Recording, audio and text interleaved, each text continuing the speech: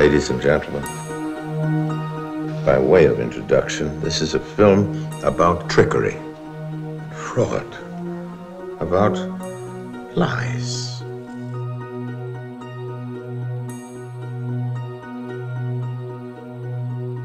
F for Fake was one of the last films Orson Welles ever completed, and it seems to have been birthed out of the many different conflicts and many different stages of his career in filmmaking.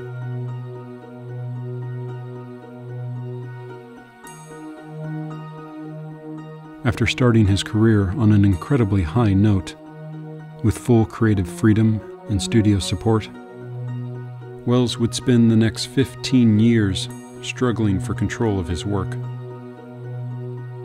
Each film, one by one, would be altered by the studios. Welles spent the last 25 years of his life independently financing his own films and retaining complete creative authorship. It was in this last period that Welles made F for Fake. You don't talk about Napoleon or Julius Caesar. You're talking about Elmire. Elmire? Elmire? Who is Elmire? Although similar to a documentary, Orson Welles saw F for Fake more as a visual essay. Almost any story is almost certainly some kind of lie. The film's original starting point was Elmire de Hory, Everybody knows Elmire, but Elmire what? a real-life art forger living in Ibiza, an island in Spain. Welles had seen a documentary on Elmire, shot by director Francois Reichenbach, Francois Reichenbach. Hello. and decided to use Reichenbach's footage, combine it with newly shot footage of his own, and create an entirely new film. That year nothing was simple. Least of all the larceny. But then while Welles was editing the film, news broke about Clifford Irving, Clifford Irving. who had written a biography of Elmire, and then subsequently been exposed as writing a fake autobiography of Howard Hughes. And then we had to stop these moviolas and then roll back and come in again. Now with two famous fakes on his hands, Welles went back and re-edited the film and threw himself into the mix as a third type of faker because of his War of the Worlds radio broadcast. Up to your old tricks, I see. Why not? I'm a charlatan. Rounding out the cast is Oya Kodar, Oya Kodar. Welles's real-life companion. Welles visualizes an early affair she had with Pablo Picasso, the story of some 16 paintings that he gifted to her, and Picasso's conflict with her grandfather, who was also an art forger. Oh, you tell us what Picasso said. He called us both a couple of crooks. In the end, however, Welles reveals the whole story was a hoax. For the past 17 minutes, I've been lying my head off. Beneath all this visual and structural complexity, however, Orson Welles has another agenda. Welles is consciously using the text of F for Fake to comment on his long and troubled career in filmmaking. Like a magician, Orson Welles is pulling a cinematic sleight of hand, directing our attention to one topic while slyly commenting on another.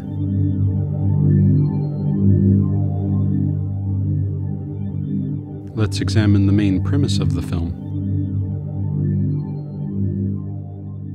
The important distinction to make when you're talking about the genuine quality of a painting is not so much whether it's a real painting or a fake.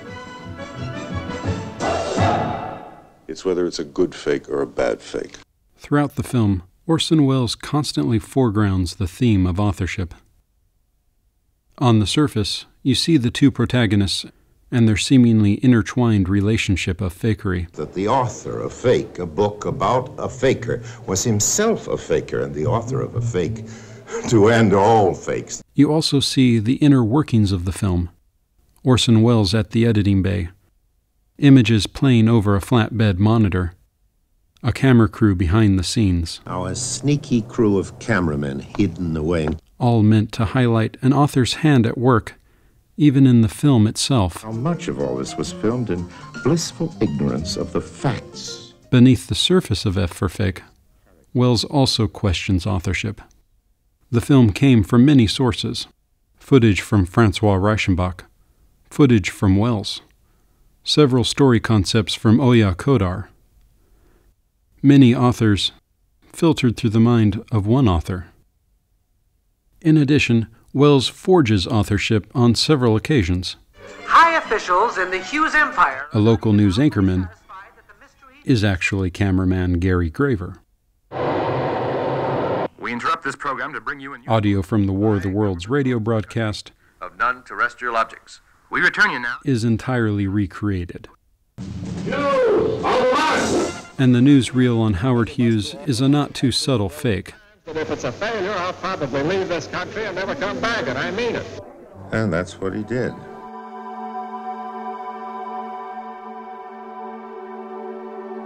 Whether above the surface or beneath it, the film's obsession with authorship is no accidental choice. The issue had long troubled Wells's career. In his mind, every studio film after Citizen Kane had mixed authorship.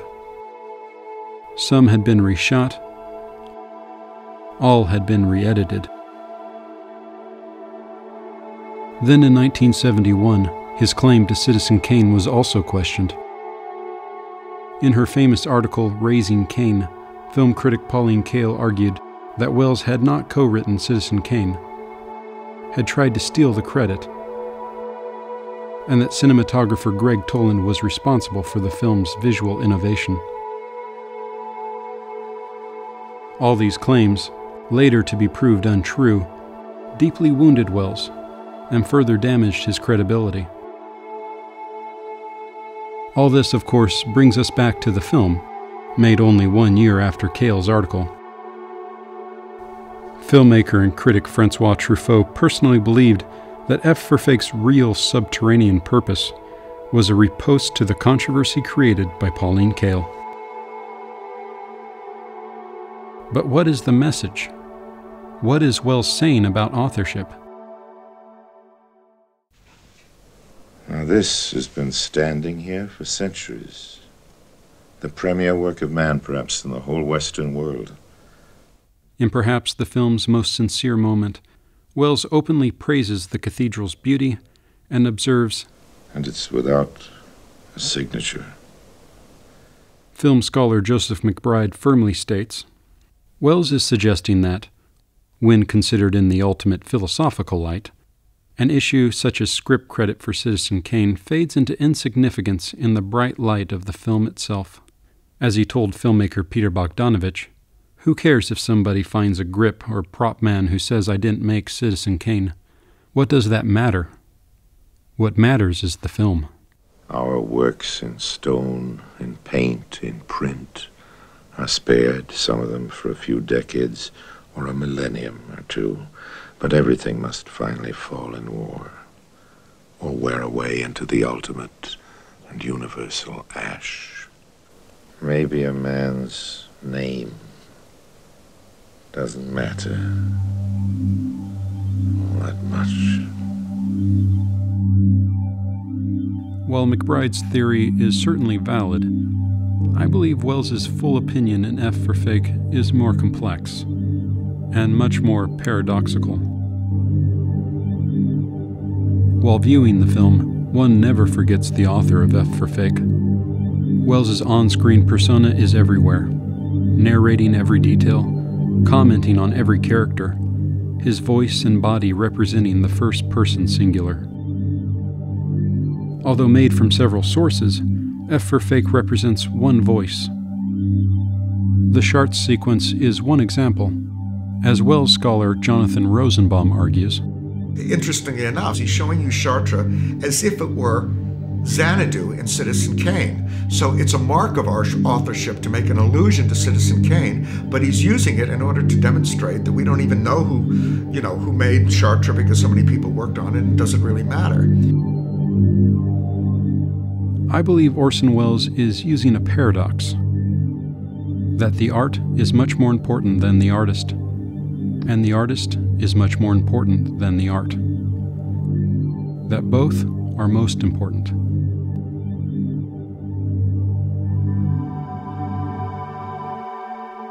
These paradoxes, however, do not stop with authorship. Welles has contradictory feelings about other themes. If you didn't have an art market, then fakers could not exist. We hanky-panky men have always been with you. That's a fact. What's new are the experts. The experts. The so-called expert. After establishing the story of Elmire de Hory and Clifford Irving, Welles quickly targets their relationship to art experts. The experts. Experts are the new oracles. Who are greatly pretentious. They speak to us with the absolute authority of the computer. Pretend to know something what they only know very superficially. And we bow down before them. Welles sees experts as the self-proclaimed guardians of good taste and good art, deciding what is authentic and what is not, what is merely pretty and what is actually art. It's pretty, but is it art? Well, how is it valued? The value depends on opinion. Opinion depends on the experts. A faker like Elmire makes fools of the experts, so who's the expert? Who's the faker? Noted Welles historian Catherine Benamou has pointed out that F for Fake is a film about the pitfalls of the art market. In modern capitalism, the value of authenticity has taken precedence over meaning and satisfaction for the artist. Art experts, in truth, are more valuable than artists, for they safeguard the enrichment and empowerment of art institutions. Welles, of course, was no stranger to the conflicts between artists and institutions, and his focus on this topic can be no random selection. It was studio experts that had taken away control of so many of his films. It was experts in the media that had criticized his innovation and scorned his independence. And experts around the world had refused to finance his films. In light of all this expertise, Welles's discussion on experts takes on a deeper meaning, as does the burning of the paintings, which he shows so often, reminiscent of burnings from another movie.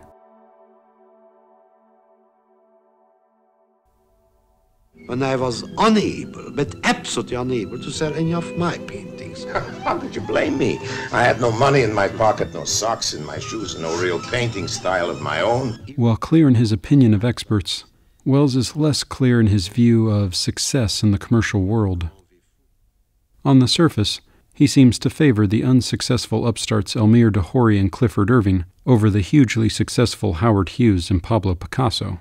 Here's our hero, our ex-jailbird. He often speaks well of de Hory. And Irving. And Welles openly admires Irving's hoax. Picasso, however, is an unflattering egotist. And I have stated several times that... And Hughes is a craggy eccentric. Welles also visually contrasts the two pairs. De Hory and Irving are repeatedly shown at parties with friends. Another party. Voilà, Brigitte la victoire. Hughes and Picasso are shown alone, isolated from the world, cut off by their popular acceptance. What was he doing up there? What were they doing to him? Is he winning now? The end of this story. And yet, all is not so simple. When examined, the fictional Picasso of the film becomes a thinly veiled representation of Orson Welles himself. It was Welles, not Picasso, who had had an affair late in life with Oya Kodar. And this affair had led Welles, not Picasso, into a new artistic period. Some have called it his Oya period, marked by much stronger sexual themes and self-reflexive examination. Once again, the paradox emerges. Somehow, Wells objectively appreciates his life and sees through it at the same time.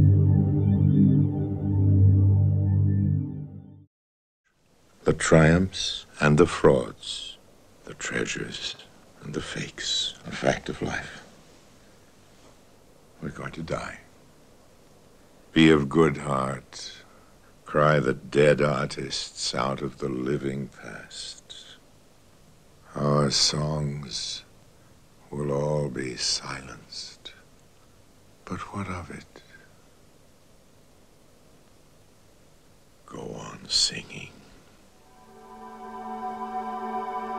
When F for Fake finally premiered in America in 1976, most critics were confused, and audiences were indifferent. Wells later said, "When I finished F for Fake, I thought I had discovered a new kind of movie. And it was the kind of movie I wanted to spend the rest of my life doing. And it was the failure of F for Fake that was one of the big shocks of my life. Because I really thought I was onto something." Although Wells never stopped working, the next decade would leave a wake of unfinished projects and unsupported ideas. And F for Fake, in retrospect, became marked by its themes, representing authorship and experts, artistic success, and financial failure.